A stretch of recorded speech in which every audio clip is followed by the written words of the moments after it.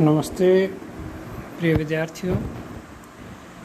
इससे पहले हमने विश्व इतिहास में यूरोप में चर्च और पोप की सत्ता के खिलाफ कुछ सुधारकों द्वारा किए गए प्रयासों के बारे में पढ़ा था और उन प्रयासों के फलस्वरूप ईसाई धर्म दो भागों में विभाजित हो गया, कैथोलिक और प्रोटेस्टेंट।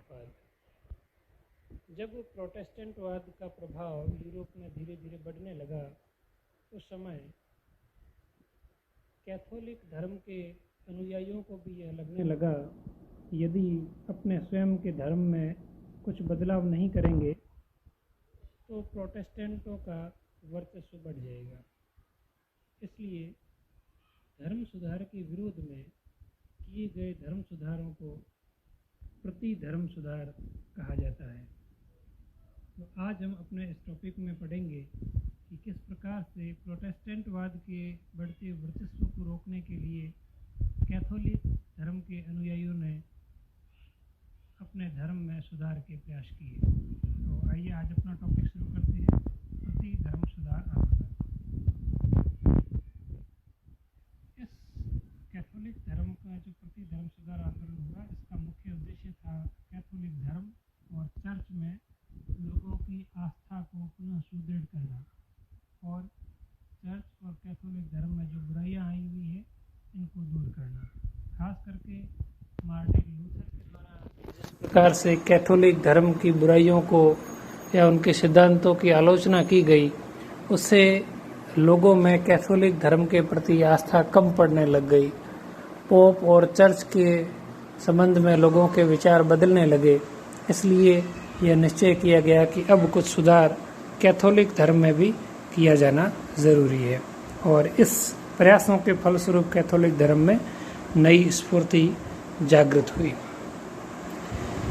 जो प्रति धर्म सुधार आंदोलन है, इसका जो उद्भव है वो ट्रेंट की धर्म सभाओं के माध्यम से हुआ।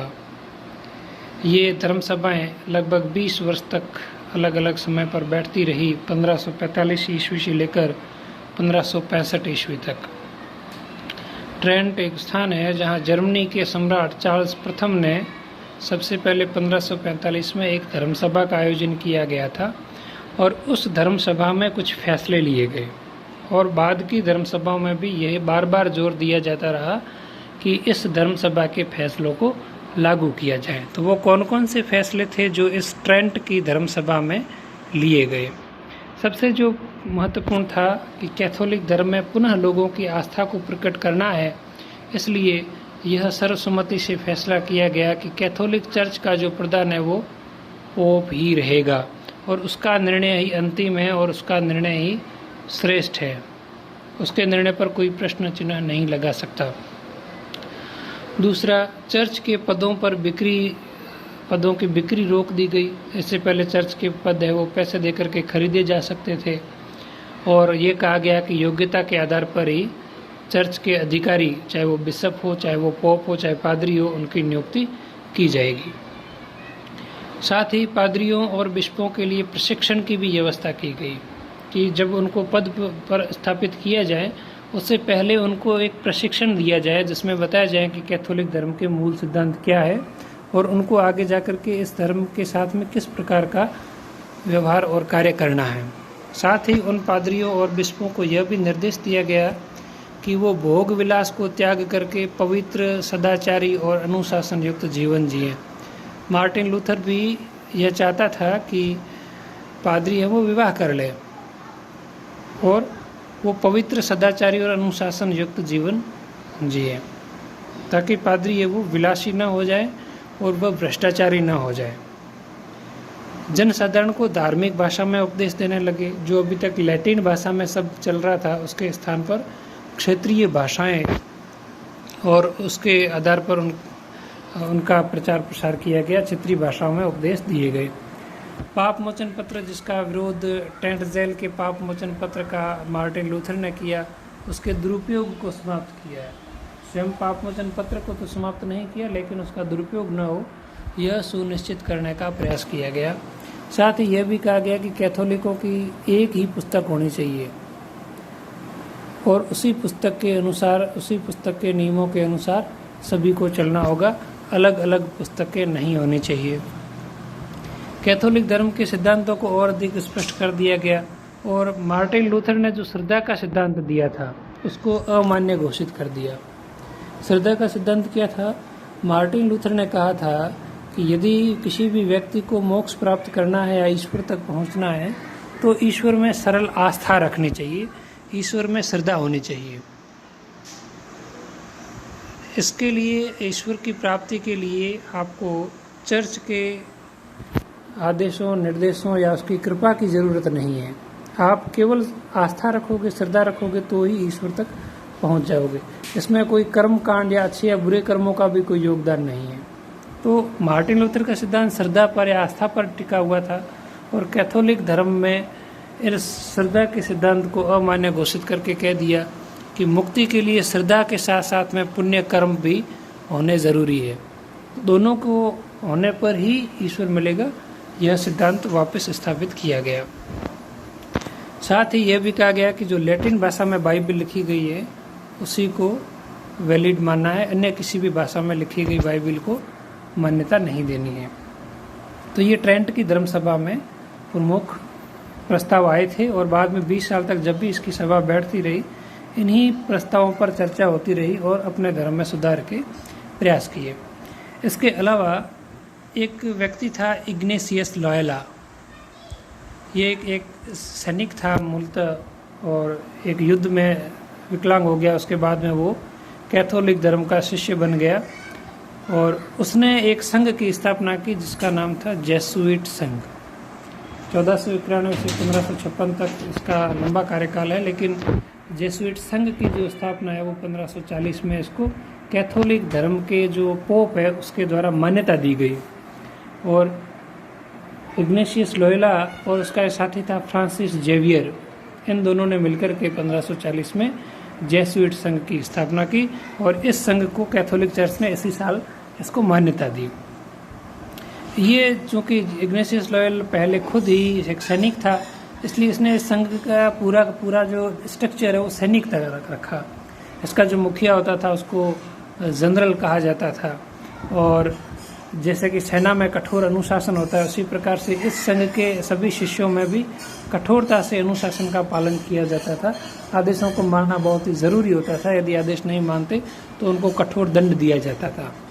और इन जेसुइटों ने संघ बना करके अपने अनुयायियों के माध्यम से न केवल यूरोप में बल्कि यूरोप के बाहर अमेरिका और भारत तक भी अपना प्रचार किया।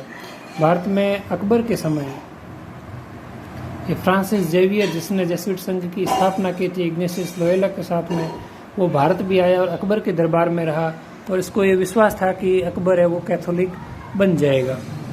और इन्होंने इंग्लैंड की रानी को भी कैथोलिक बनाने के प्रयास किए गए। तो ये इनका ये प्रयास था कि कैथोलिक धर्म की अच्छाइयों को सामने लाया जाए, इनके नियमों को कठोरता से माना जाए और जहाँ तक हो सके अन्य धर्म के लोगों को भी अपने धर्म में मिलाया जाए। तो इनका प्रयास ये भी था कि इंग्लैंड की महारानी जो थी एलिजाबेथ उसको भी कन्वर्टेड किया जाए, लेकिन वो नहीं हुई। साथ ही इन्होंने शिक्षण संस्थान स्थापित किए जहाँ पर कैथोलिक धर्म की शिक्षाएं निःशुल्क देने की व्यवस्था शुरू की। तीसरा जो सबसे महत्वपूर्ण इसका घटक था वो था धार्मिक न्यायालय, जिनको इंक्विजिशन भी कहा जाता है। इंक्विजिशन का अर्थ धार्मिक न्यायालय होता है। तो ये इंक्विजिशन क्या थी? इंक्विजिशन पोप के समय से या रोमन सभ्यता के समय से ही धार्मिक न्यायालय हुआ करते थे, जिसमें धार्मिक जो व्यक्ति था वो दंडाधिकारी हुआ करता था, वो फैसले दिया करता था। बाद में ये न्यायालय खत्म हो गए और नए प्रकार का न्याय तंत्र है वो खड़ा हो गया।